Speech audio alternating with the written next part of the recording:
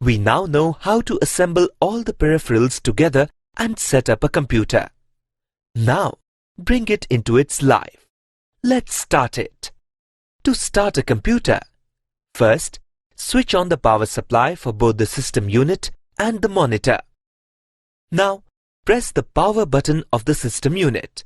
It is usually located on the front side of the system unit. Ensure that the LED of the system unit is turned on. Next, switch on the monitor. To switch it on, press the power button that is located on the front or the bottom side of the monitor. Ensure that the LED of monitor is turned on. Within a few seconds, the display appears on the monitor. Here, you can see the boot screen as soon as the computer starts. Wait until everything is loaded and Windows desktop screen appears as shown here. Now our computer is ready to use.